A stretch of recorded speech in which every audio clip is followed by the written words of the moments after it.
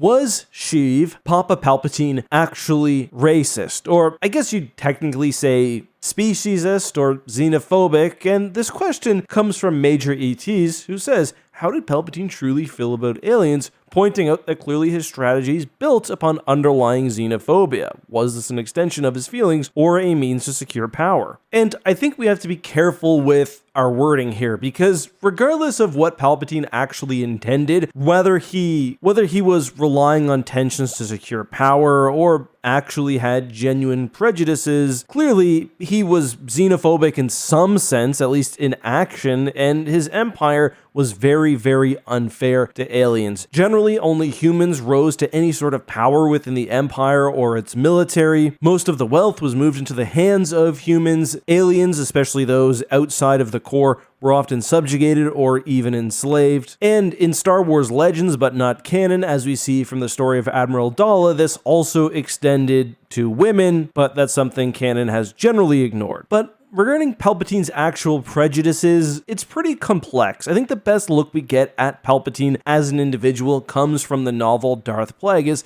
and in that we learn that generally, as expected, Palpatine cares almost not at all for any other living being. For example, as a young man, Palpatine killed 2 people while driving a speeder, and just generally could not have cared less about it. It didn't bother him whatsoever. Later, he goes on in the book to murder his family, again, completely heartlessly, and even from birth, his father says Palpatine was essentially pure evil, and he considered strangling him almost immediately. Plagas says specifically about Palpatine that the youth had risen above common morality and had judged himself unique enough to create an individual code of ethics. On that note, I think Palpatine probably holds some form of blanket discrimination against most people and aliens rather. And that is because he sees the world through his, again, what Plagas calls unique code of ethics, which we learn is tied pretty intrinsically to the same things the Sith believe in. Mostly that power is the only thing that matters. Right after that section, we hear Palpatine's thoughts on the Gungans. He calls them long-eared, slimy-tongued primitives. So Palpatine certainly holds prejudices against Gungans. Now, why? Well, for one, I think Palpatine was a very frustrated youth, and growing up on Naboo,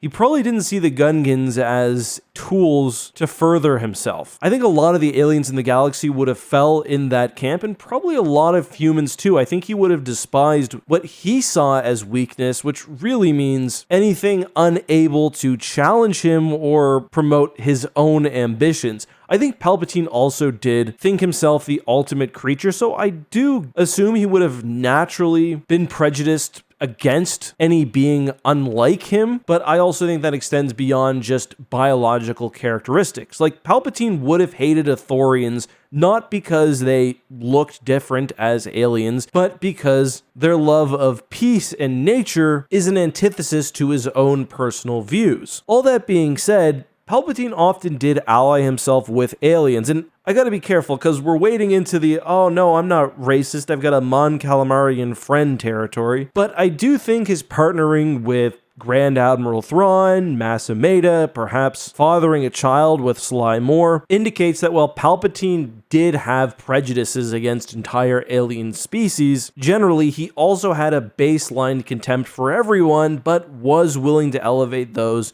who could serve him in some way. So yeah, Palpatine was prejudiced against certain alien species, both those who he saw as useless and significantly different than him, at least that's what I speculate, but he also had a general level of contempt for nearly everyone. That being said, regarding the Empire's actual policies regarding discrimination and human supremacy, no, I don't really get the feeling that was inherent to Palpatine's soul, because again, I think he held a base level of contempt for everyone, and it was really Palpatine by himself, then everyone else. There was no secession plan, there was no second in command, there was just Palpatine and his quest to become a god emperor, essentially. So Palpatine was relying on the stratification of the galaxy to take and keep control. You give people an enemy, especially humans in the Star Wars galaxy, the single most dominant group, and you keep them busy with mindless hate, while also having an excuse to subjugate entire peoples for your cause. But while it was in the Imperial era, mostly aliens and humans outside the core who were outright enslaved or fully held down by the Empire, eventually it would have been everyone. We know from Dark Empire that Palpatine wanted to rule pretty much entirely and fully through the unstoppable power of the dark side. And an interesting companion to this is also the character of Darth Plagas. I mentioned the novel, but Plagas himself is obviously an alien. He's immune, moon, whatever. And he's somewhat interesting because despite being an alien, he's kind of a stand-in for human elites within the Empire. Plagas believed that he would serve alongside Palpatine after he took power through the Chancellorship and later the Clone Wars. He thought the plan was basically for Palpatine to be the face and for Plagas to operate from the shadows. Kind of like how the elites in the Empire believed that as Palpatine became more powerful, they would continue to have influence and to benefit as well. In reality, Palpatine's plan was to kill Plagas and take power for himself. Now, he didn't kill Plagas because he was an alien, and I don't think he cared in the slightest. He did, however, think Plagas was worse than himself, and that's because Palpatine thought everyone was worse than himself. He thought he was the preordained ruler of everyone. So sort of to summarize, I do think that there was the racism or xenophobia in there, but yeah, it was like, I hate everyone at 10 and Gungans are at 10.5. That obviously doesn't excuse anything. In fact, it makes it worse. Palpatine enacted these terrible policies which screwed over a significant portion of the galactic population just because it made his job of ruling a little bit easier. If you want to read more sort of about this, I also recommend you check out the Revenge of the Sith novelization. There's an early chapter from Count Dooku's perspective before the battle against Obi-Wan and Anakin, and it's a bit of a different Count Dooku